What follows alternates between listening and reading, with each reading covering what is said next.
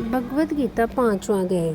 अर्जुन बोले, हे कृष्ण, तुमने पहले कर्मों का त्याग करने को कहा, फिर कर्म की प्रशंसा करते हो। इन दोनों में जो अधिक हितकर है वे एक बात निश्चय करके बतलाओ।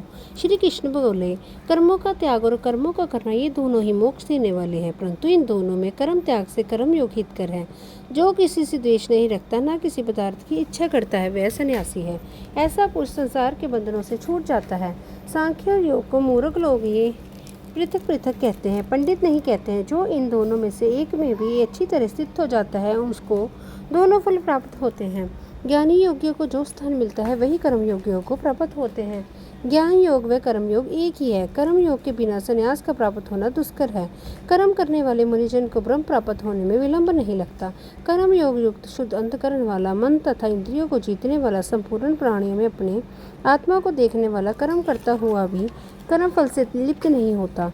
योग युक्त तत्ववेता पुरुष देखते हैं, सुनते हैं, स्पर्श करते हैं, सूंघते हैं, खाते हैं, चलते हैं, श्वास लेते हैं, तो भी यही नहीं मानते कि मैं कुछ नहीं करता। वे बोलते हैं, त्यागते हैं, ग्रहण करते हैं, परंतु यही मानते हैं कि मैं कुछ नहीं करता, और ये मन में धारण करते हैं कि इंद्रियां ही अपने अपने विषयों में वर्तती हैं।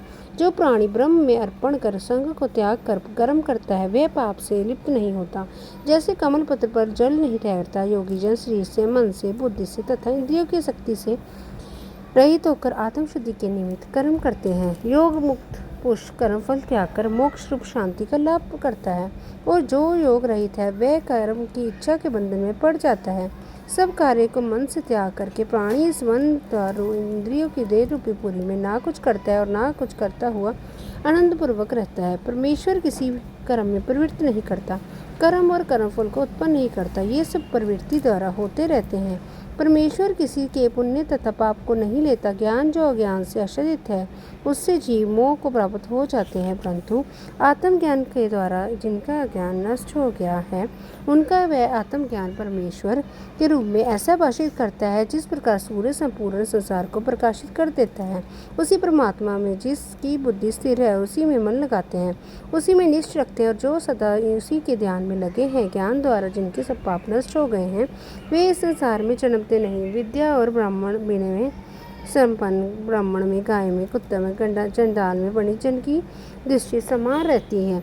जिसके मन में इस तरह की समानता उत्पन्न हो गई है, जिन्होंने इस लोक में जन्म मरण रूपी संसार को जीत लिया है, क्योंकि ब्रह्म निर्दोष और स्वर्ण समान है, इसलिए वे ब्रह्म को प्राप्त हो जाते हैं। जो प्रिय पदार्थ को पाकर प्रसन्न और अप्रिय को पाकर खिन्न नहीं होते, ऐसे स्थिर बुद्धि वाले मोह रहित ब्रह्मवेत्ता को ब्रह्म स्थिर जानो। बाहरी पदार्थों में जो चित्त को आसक्त नहीं होने देता, वही आत्म सुख का अनुभव करता है और ब्रह्म में अंतकरण को मिला अक्षय सुख मोक्ष प्राप्त करता है। वे इंद्रियों के स्पर्श से जो भोग देते हैं, वे वस्तुतः दुखदायी होते हैं।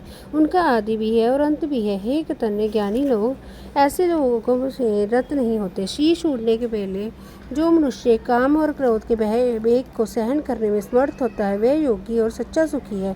जो योगी आत्म सुख में सुखी, अंतरात्मा के आनंद से आनंदित और अंतर ज्योति से ही प्रकाशित है, वे ब्रह्म रूप होकर ब्रह्म निर्वाण मोक्ष को प्राप्त होता है। पाप जिसके नष्ट हो गए हैं, क्रोधी दूर हो गई, मन को जिन्होंने वश में कर लिया है, जीव मात्र का जो हित चाहते हैं, ऐसे योगी को ब्रह्म निर्वाण प्राप्त होता है। काम तथा क्रोध जिनमें नहीं है, मन के वेग को जिसने रोक लिया, और ऐसे ज्ञानी आत्मज्ञानी योगियों को ब्रह्म निर्वाण सहज ही प्राप्त होता है। बाहरी पदार्थों के संयोग से अलग रहकर दोनों मोहों के बीच में दृष्टि लगाकर नासिका के भीतर चलने वाले प्राण पाण वायु को सम करके इंद्रिया, मन और बुद्धि को वश में करके इच्छा, भय तथा क्रोध को त्याग मोक्ष की इच्छा करने वाले योगी जीवन मुक्त है। जो मुझको सब योगों और तोगों का भोक्ता और संपूर्ण लोकों का स्वामी और सब प्राणियों का मित्र जानते हैं, उन्हीं को शांति प्राप्त होती है। इति श्रीमद्भगवत गीता उपनिषद विद्या योग शास्त्रे श्री कृष्ण अर्जुन संवाद संन्यास योगो नाम पश्चिमादय समाप्त। जय श्री कृष्ण।